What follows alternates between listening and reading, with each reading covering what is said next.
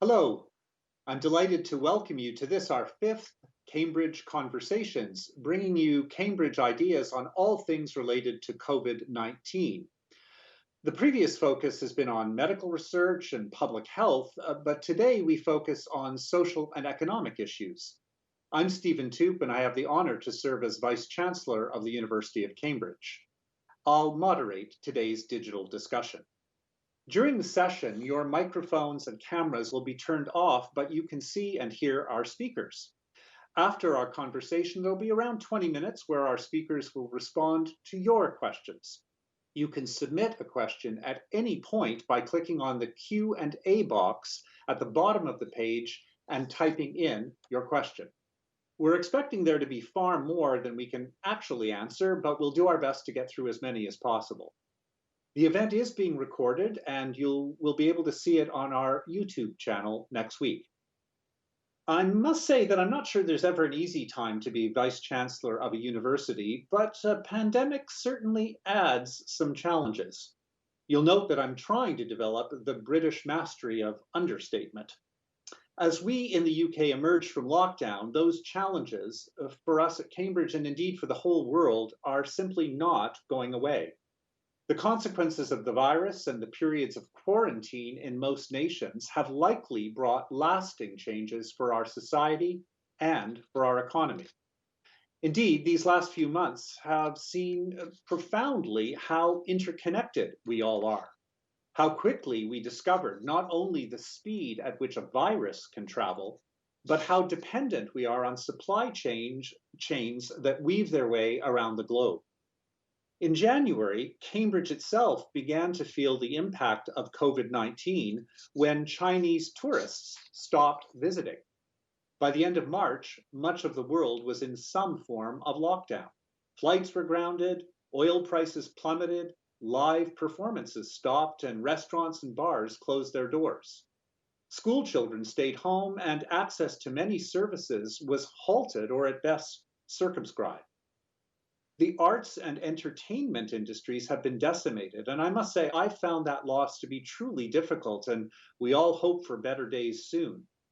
While some governments have found ways to support people unable to work and to bail out some industries, in countries where central support is unavailable or difficult to access, inability to work has meant the threat of starvation for many.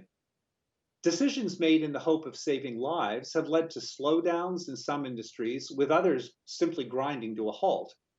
In yet other industries, staff have proven their ability to work from home efficiently, leaving office buildings empty, and with them the coffee shops and cafes for whom office workers are essential customers. Almost in the blink of an eye, our economy and our lives have been upended. Cambridge today is a very different place to Cambridge of December 2019. Although the townspeople and even a few tourists can be found buying ice creams and browsing in a few bookshops, in general, shops remain quiet and many businesses may have closed for good. Cambridge is but one relatively small town, and yet it's representative of towns, villages, and cities all around the world. So what next? Well, it seems impossible that we can go back to the way we were before, but where to from here? We have with us two of the world's preeminent and most sought-after commentators.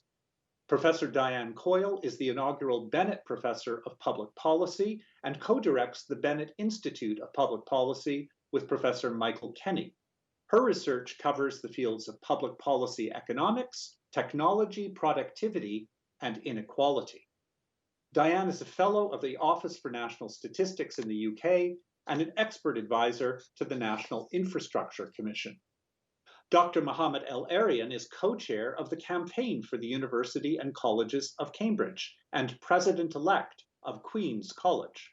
He's chief economic advisor to Allianz and was formerly deputy director of the International Monetary Fund, managing director at Solomon Smith Barney Citicorp, CEO of PIMCO, and chief executive officer and president of the Harvard Management Company. He also served as chair of President Obama's Global Development Council. So Diane and Mohamed, thank you for joining us. It's great to have you. All around the world, unemployment has increased, businesses are suffering, bankruptcies are on the rise. We've discovered our societies are interconnected, interdependent, and it feels like the global economy could be in meltdown. And yet, stock prices, which initially plummeted, have seen gains in the markets over the last while. Hard to make sense of all of this. Diane, how do you see it all fitting together? Well, this is no ordinary recession. We've seen in many economies GDP, the main measure of output, decline by a fifth or a quarter in the space of a month. There's great uncertainty about what kind of recovery there will be. It's going to depend on people's behavior. How confident do consumers feel about going out to the shops, as you were describing? How many businesses are going to carry on investing and employing people? What happens when the furlough schemes start to get unwound? So all of that's incredibly uncertain. I think, as you were saying in your introduction, it does reveal how connected we all are in many ways. One is through the supply chains that you mentioned, only as strong as their weakest link. One is the fact that we have such a service-based economy, so companies generally rise and fall together, and people hang together that way. And we've seen in the social response to the pandemic as well, that the areas that are coping best are those where the social connections are strong. So the pandemic's exposing some strengths of the economy, but also some very great inequalities that maybe we can come back to later. And then again, as you say, there's this great divergence between what's happening in the real economy and the uncertainties about that, and what's happening with stock prices. And Mohamed's a much greater expert on monetary policies than I am, but it's clear that the extremely loose monetary policy is one of the things that's sustaining those stock prices, and that within that there are winners and losers. So the American Congress subcommittee is about to hear from the CEOs of all the big tech companies about their market power. Those companies have been doing pretty well out of the pandemic so far. You've just referred to the US. Mohamed, you're based there. What's the perspective from the US, and how do you see things evolving? I think the US is running a second natural experiment. We didn't do really well on the first natural experiment.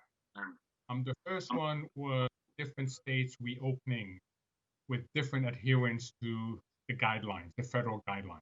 Some reopened faster, some were in line, some were slower, and we've clearly seen that that was a mistake. Now we're seeing a second natural experiment, which is a few states that are doing well, this time around, New York, Connecticut, New Jersey, trying to isolate themselves from the rest of the country. And we're seeing all sorts of quarantine requirements, sand in the wheel measures. My own feeling is that we are yet again going to have to find a way to restart in a healthy manner. And we're starting to realize that until we get changes in behaviors, we will not be able to have the sort of economic recovery we're looking for. As to why are the markets booming while the economy and the global economy is not doing well, as Diane pointed out, it is not because the market is badly informed or irrational.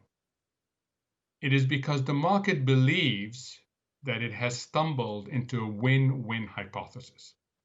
The first win is the traditional one, which is markets are long-term. Markets look through the valley, and there is a vaccine at the end of all this, and capitalism is inherently robust, so economies will come back. But the second reason why markets have been so solid has to do with what Diane mentioned, central banks. Central banks have conditioned markets over the last few years to believe that they will be bailed out, that central banks cannot afford unfavorable market volatility because that could undermine the real economy. And central banks' actions have been consistent with that conditioning. So the marketplace feels, and I think over-optimistically, but it does feel it's in a win-win. And then you get the negative reasons, what's called TINA and FOMO. The TINA, as everybody knows in the UK, there is no alternative. Are you really going to put your money in either low-yielding or negative-yielding bonds?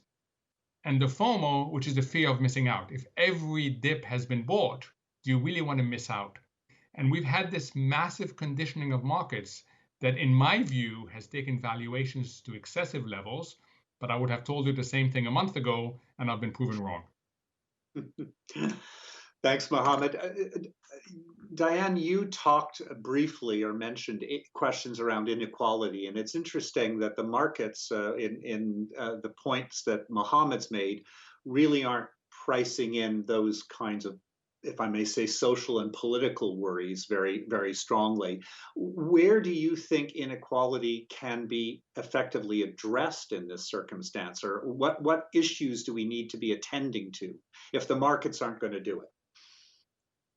I think the pandemic is a kind of X-ray of society. It's showing and it's exacerbating and highlighting many inequalities, whether it's the gender inequality of women more likely to work in sectors of the economy where there have been more layoffs and more furloughs, picking up more unpaid work in the home with childcare and homeschooling, or whether it's income inequalities or inequalities between types of jobs, the good jobs and the bad jobs, or inequalities between outcomes for different people of different ethnicities. And so we're seeing quite extreme tensions in this regard. So many people, Mohamed mentioned the robustness of capitalism. I think many people now are questioning, is that robustness being tested to its limit? And I think there will be responses to the inequalities in many countries. Obviously this is generalizing, and I know much more about the UK. Here we have a debate about levelling up. Should places that have been over many years much lower income, seen much less investment than the big cities, should they get special treatment now, additional investment or more funding for their schools and so on? So that's one way of thinking about it. The tech giants themselves, in most of economies now, most jurisdictions now, antitrust authorities are starting to take much more serious action against the big digital companies, because if the share price of Amazon is going to be able to rise 40% in 6 months during the pandemic, of course it's a great service, but it does have market power, and that market power is paying off. So I think that will be another way that we tackle that. But I think there's going to be a broader debate about precarious jobs. Should we really have labour market legislation that allows that to continue, especially if it's the case that people in those precarious jobs will go out to work even if they feel ill, and will hinder efforts to bring the pandemic under control? So I think there's a lot of questioning about what kind of economy do we want to see when we do get a recovery. There's this slogan, Build Back Better. So I would say in the end, capitalism will prove robust enough, but I think it will be changed by this really quite radical experience that we're going through. Mohamed, I want to broaden out the conversation to the non-Western world, if I may. You've talked about the shock to globalization that's taken place with economic lockdowns. Clearly had a terrible effect on the economy here in the UK, Europe, the US, etc. But what about developing economies? How do you see the developing world, the global South, navigating this period? And how do we respond as a global society when these economies may be deeply threatened?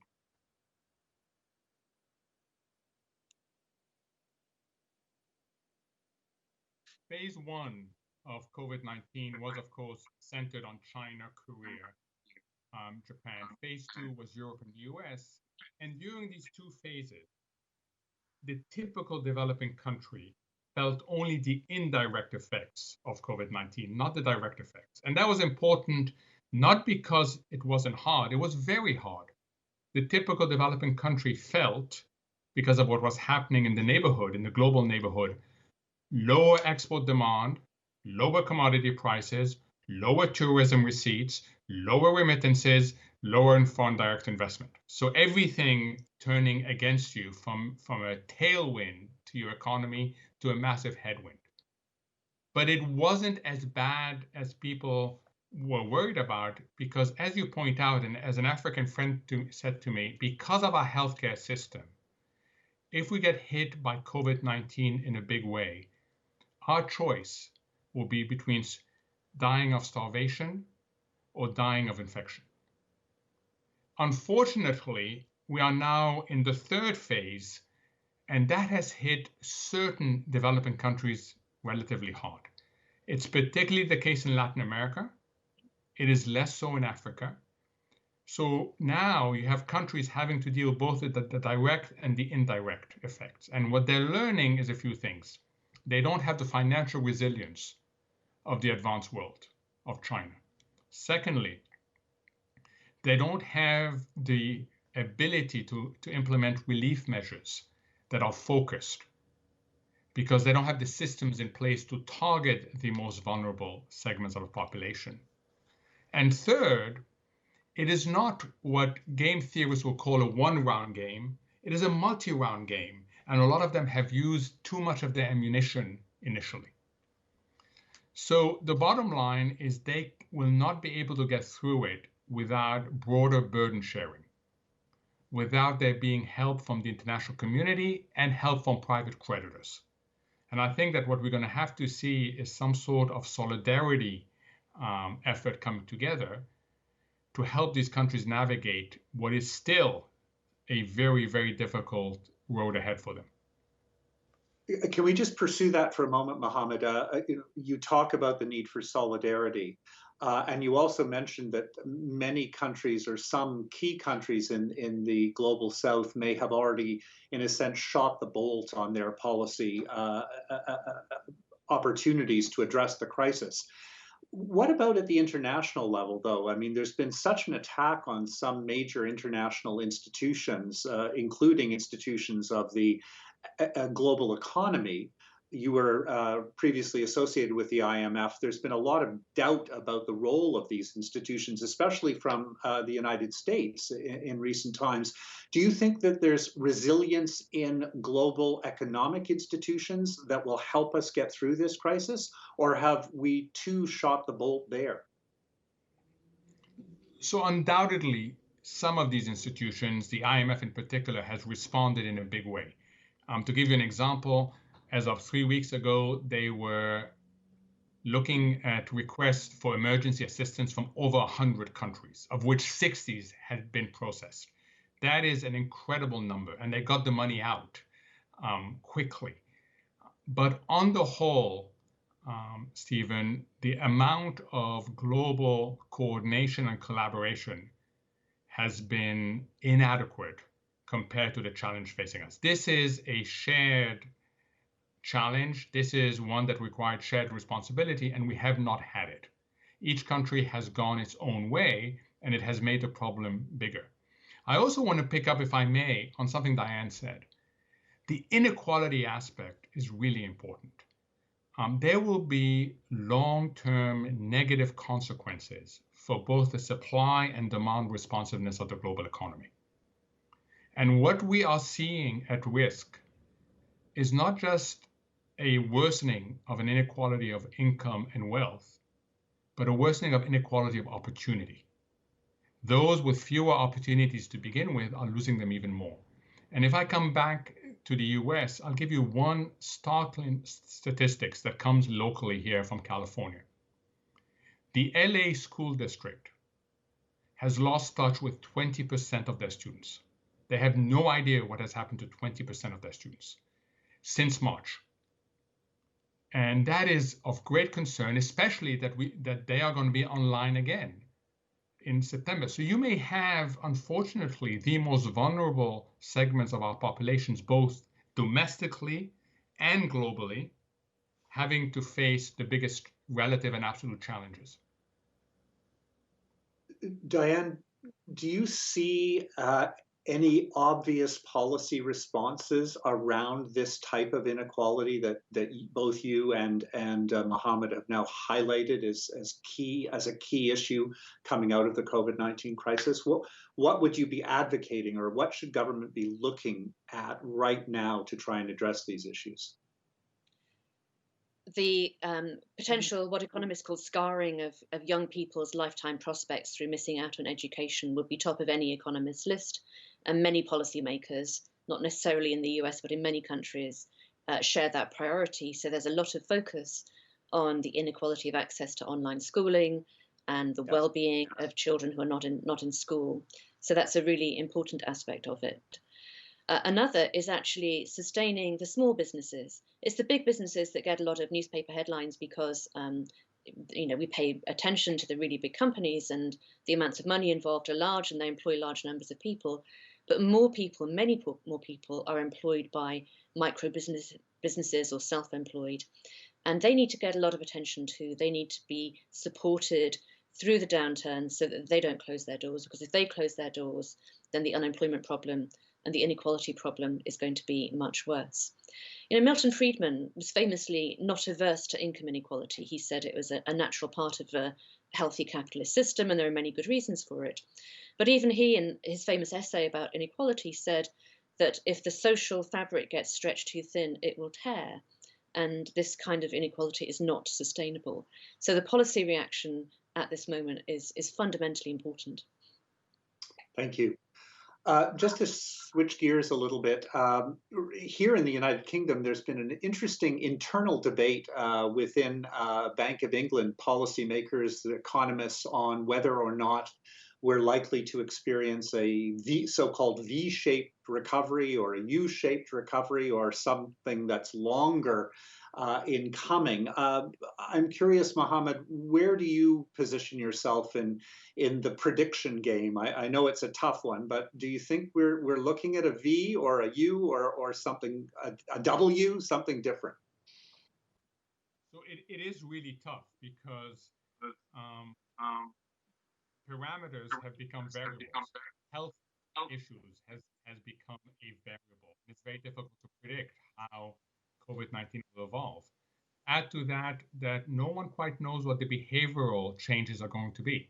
How willing will people be to re-engage in the economy as they have before? Will they be more risk averse? And also, we will see a process of deglobalization, but we don't know how fast and how orderly that process will be. So all this is to say that it's not unusual that there is such debate, because the world has become not just uncertain, but unusually uncertain. Having said that, when I put all this together, and if I have to come up with a baseline, I would say, and I know Diane also likes that characterization, it looks like a square root sign. We came down very quickly in the second quarter. We will come up and have come up, and then now we're going to level off. And we're going to level off until the people who are uncertain about engaging in the economy, we engage fully. And that will require some combination of vaccine and community immunity. So I'm more like Diane, I know Diane is, in the square root sign camp than in the V camp. Diane, anything you want to add on the square root? No, and it's always difficult to predict economic outcomes. We had the experience of the financial crisis, and it was hard enough to predict what was going on then. And actually gathering the statistics at the moment is a challenge in itself. So there's great uncertainty even about where we are, never mind where we're going to. But if I had to pick one single symbol, that would be mine. Great. Before we go to questions from people online, just one final opportunity perhaps to shift to an optimistic note, if at all possible. Huge challenges here, clearly many people potentially suffering, but do you see, coming out of the adversity that we all face here, any particular opportunities, economic, social, political, that we really must take up? Diane, I'll start with you. There's clearly an opportunity to invest in greener technologies. If governments are going to be spending lots of money, they can use that to direct the economy towards a cleaner path for the technologies used in transportation and electricity generation and so on. So there's a lot of debate in the economics community about exactly how does that happen, how much investment is needed, who's going to do that. So that, I think, would be one good thing that comes out of it. The other one I would pick is a kind of evaluation of what we care about. And we've obviously talked about share prices and GDP growth. I think many people realize that it's health and clean air and green space and good schooling that count in life. And those are the things that we should focus on. Thank you. Mohamed? So I agree with what Diane just said, and I have a piece of paper that I keep on my desk that has the silver lining of this crisis. And there's 8 items of it. I'm going to share 4. One is we're seeing significant leapfrogging in medical inventions and innovation, and that will help a lot of people. 2, we're seeing the type of collaboration among scientists that I find incredibly encouraging. And we're also seeing it among companies in certain industries with a sense of greater social responsibility. You'd want that to continue. Third, there's greater awareness of what a tail risk is. 7 months ago, good luck trying to explain to someone a tail risk, because a low probability event, a very low probability event, even if it was impactful, people felt it was such low probability that they didn't really think about it much. And certainly they didn't want to insure against it. Now, with this pandemic, the tail risk has played out, and we have an opportunity to repeat the behavior you see in areas that are subject to flood. What's the first thing that happens after a community is flooded? Those who can look to buy flood insurance. And this is important because we have other tail risks facing the economy, facing the global economy. We have some that are not even tail risks, climate change. So hopefully this awareness and sensitivity to tail risk will allow us to move on climate change. And finally, it's something you mentioned earlier, Stephen, is that we are now faced with what it's like not to have global policy coordination when we face a global problem. And the hope is that we can come out with energy to reform a multilateral system that is tired and that needs updating. Thank you. Really interesting responses. You won't be surprised to learn that online questions, quite a number of them have focused on this question of green recovery and addressing climate change. So I think we better tease that out a little more. Diane, maybe I'll start with you by asking, what does a green recovery actually mean in this context? What are the component parts that we should be thinking about societally to actually make sure that we are addressing climate change and that green investment is at the forefront?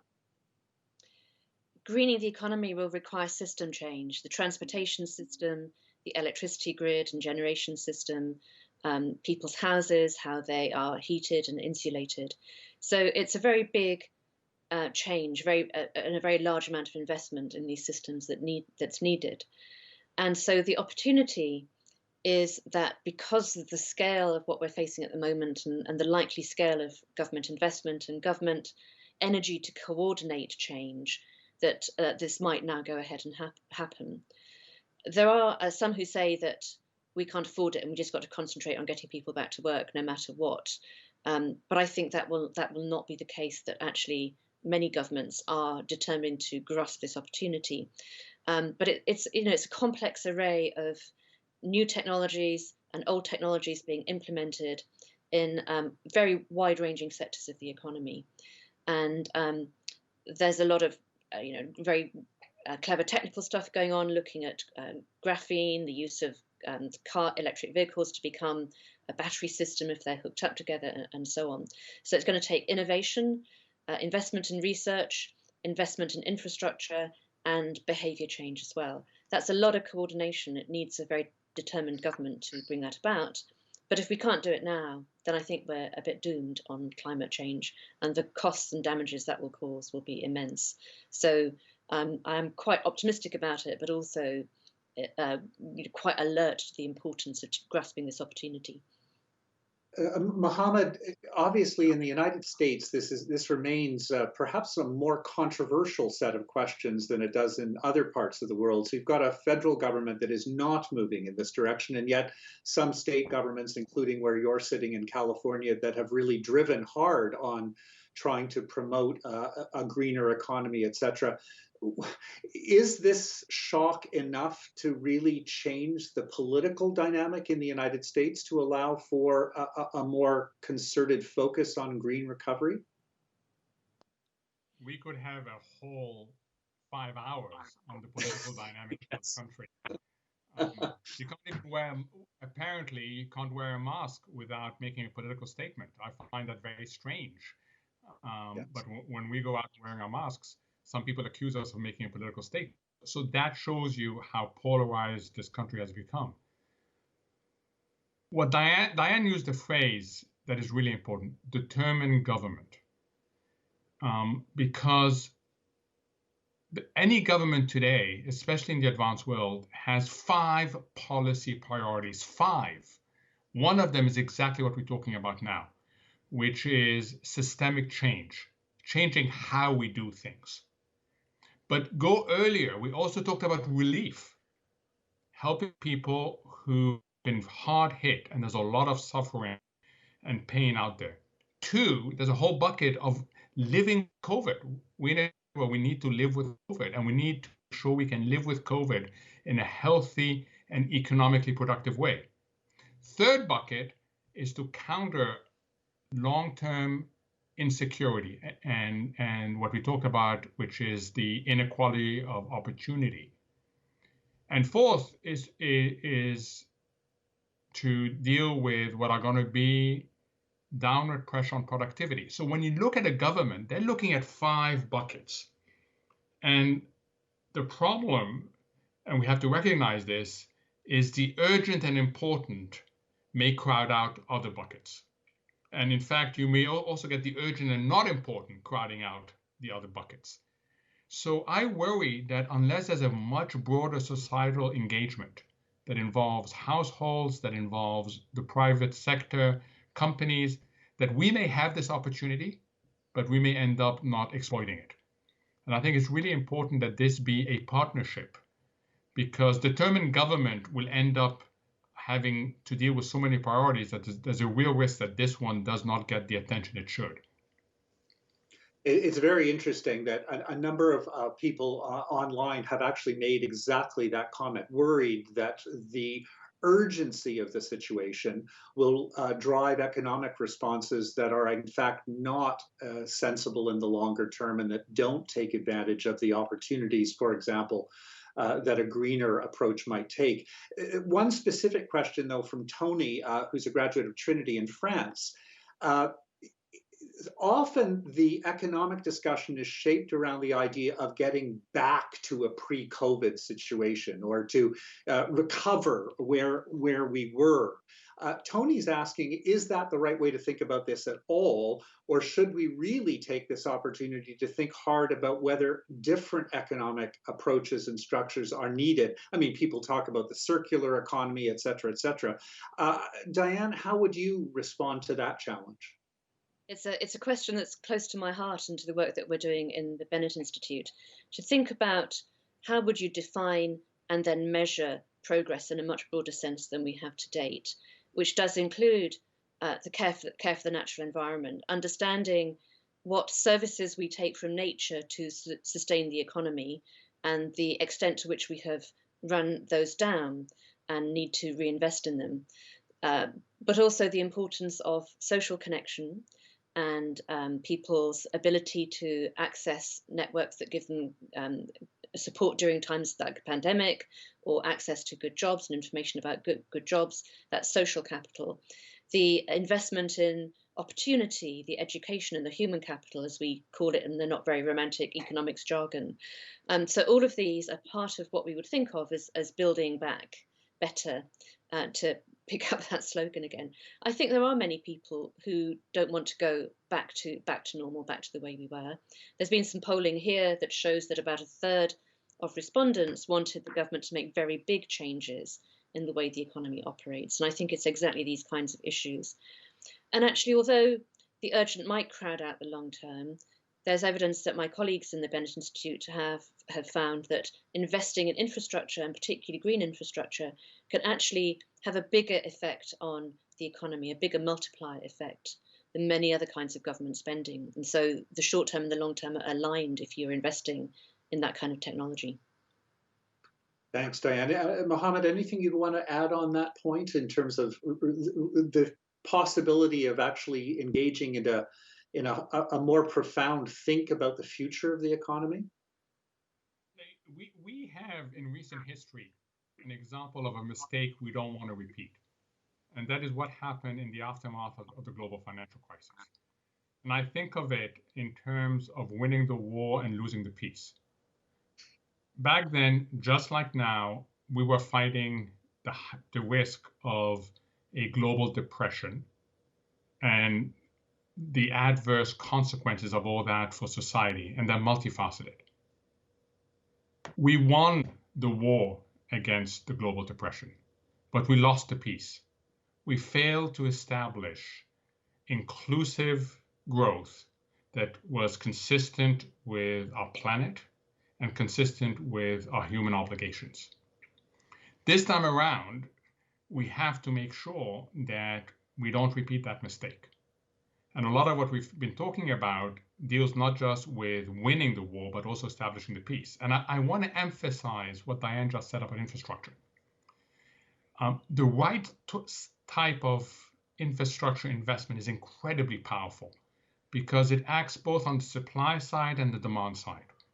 And economists will tell you that that's the best sorts of measures. If you can do something that helps you in the short term on demand, but also increases your productive capacity in a sustainable manner, you should do that. And for me, it's rather sad that we haven't seen enough emphasis so far on the sorts of infrastructure investment that Diane just mentioned. You're really resonating with a number of questions that have been put to us. So let me extend that. The worry that as we try to build back, we'll do it too quickly. We won't take the opportunity that's presenting that Mohamed and Diane have just described. And here's a more specific worry that the whole focus around what's been called the gig economy could actually be exacerbated as conventional unemployment increases. People are just looking for opportunities. Companies see the chance of getting relatively inexpensive labor back into some form of productivity. Are we actually at risk that things will get worse, that inequality will be exacerbated, and that we will fail to take these opportunities? Diane. There's a real dissonance, isn't there, between the way we've been standing on our doorsteps and applauding key workers and the government's put up billboards to them, and the fact that many of them, in social care, they're on short-term contracts, they're on minimum wage, they're often immigrant workers, and this sense that the key workers, those who've had to carry on going out to work, are some of the worst paid in our society. There's a real dissonance about that. So I think the danger is there. But I'm not sure that a lot of people will buy that. And I see companies dividing into two kinds, actually. The cost-cutting kind, who will try to take advantage of people's desperation, and more reflective companies who understand that your productivity as a company is higher long-term if you treat workers well and if you pay them well. This is not a new lesson. Henry Ford discovered it when he doubled assembly line wages back in the day. But I see many companies acting on that now. I just wonder if we'll see this divergence and that there'll be sheep and goats out there in the corporate world. I wonder what Mohamed thinks. Yeah, Mohamed, what's your sense? Do you think that there will be enough impetus to drive in a healthier direction here? I think absent some sort of collective action, it can either be government driven or it can be bottom up driven. We risk ending up in a worse world. Yes. I mean, I hate saying that because we entered with a lack of social and economic resilience. Mm-hmm. And we are now being hit even harder. If you think of it, coming into this, we were hollowing out the middle of distributions. Middles of distributions are very powerful because they anchor distribution, the middle class, the mid-sized company. And we were already hollowing that out coming into this crisis. And now we risk a massive increase in concentration and in power among a handful of people. So I do worry. I don't think it's inevitable. I think that it's the trend unless you do something about it. And I also worry that whether you are a good company or as defined by Diane, which I agree with, or whether alternatively you're not, the pressure to resize, that's the phrase you're going to hear, resize, is going to be enormous. So I do think it's a challenge, but it's also an opportunity. The great thing about challenges is they increase awareness. And anybody telling you that when you want permanent change, you have to first better inform. You want to inform, influence rather than impose. And people are getting informed because they're asking these questions. We weren't asking these questions enough going into the crisis. I think the amazing work that Diane and her colleagues have done at the Bennett Institute in terms of let's measure things differently. And we all know that when you measure things differently, you get different outcomes. I wonder if there's a generation shift going on as well, because younger people do seem to be certainly much more aware of the environmental issues. But I think if you look at, the example of the big tech companies and employee concern about social aspects of those companies, perhaps the younger generation will help a lot here. Let's draw this out into tax policy, if I may, because we've had a couple of questions. John from Maudlin has asked, for example, about whether or not the crisis opens up possibility for increasing tax on those who may have prospered or at least done less badly during the crisis. What's your sense of how tax policy will play out or should play out in the course of the next couple of years? Diane, do you want to start on that? It's hard to see governments facing the kind of deficits and debt that they will over the next few years without thinking about tax increases. The question, I guess, is going to be what to increase and who bears that burden. I remember a conversation before the election here, right after the financial crisis, when it was with somebody in the city. They were absolutely certain that they would see their personal tax increase after the election. The result turned out differently than people expected, and that didn't happen. It would be astonishing in many ways if higher paid people did not face higher income tax to some degree as we see governments start to repair their finances.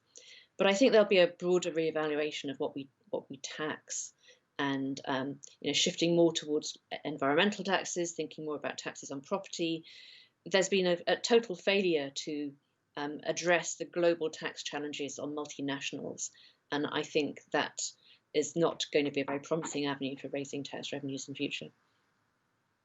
Mohamed, I suspect that during a US election campaign, no one's going to want to talk much about taxes, I suspect. But what do you think is likely to be the evolving course of this debate? So what should happen is exactly what Diane said. This is a golden opportunity to reform the tax system and also be able to tax more efficiently.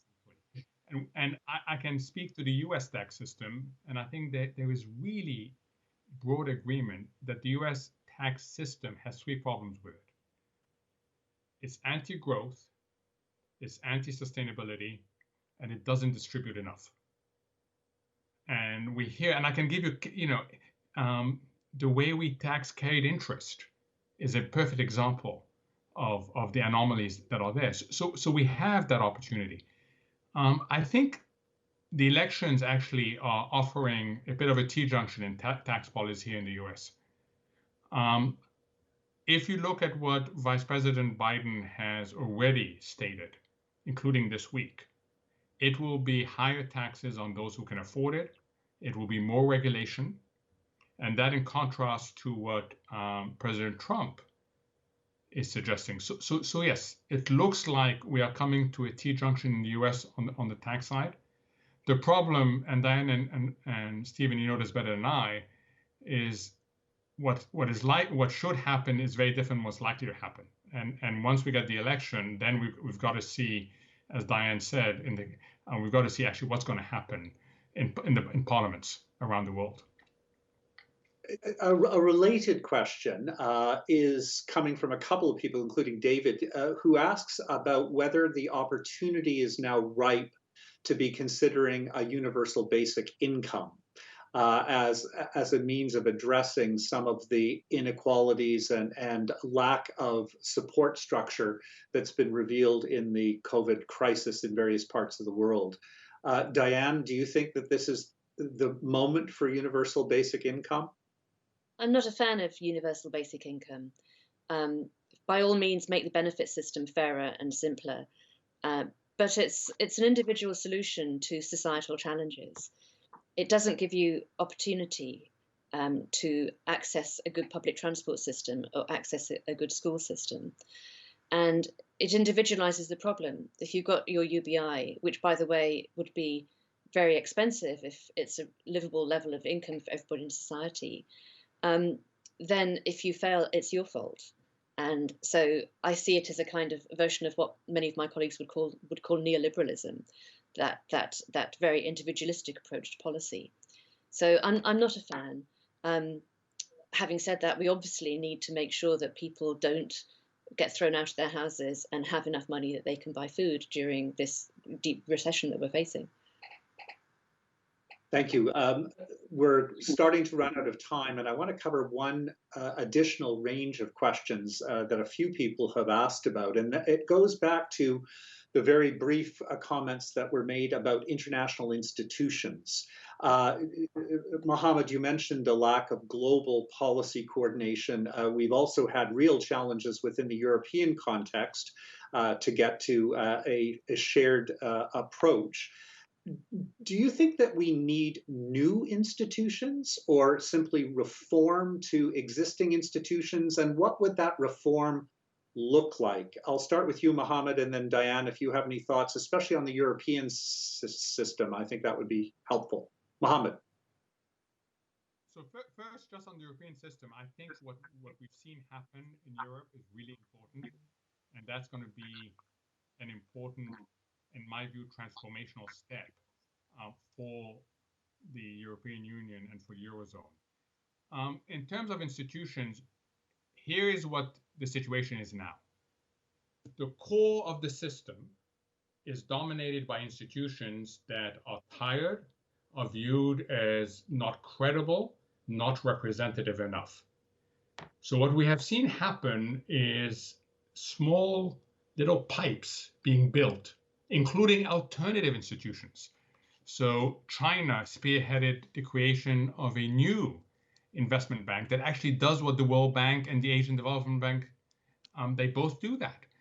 We are seeing the BRI initiative from China that tries to replace multilateralism with a certain amount of regionalism. So the system is fragmenting.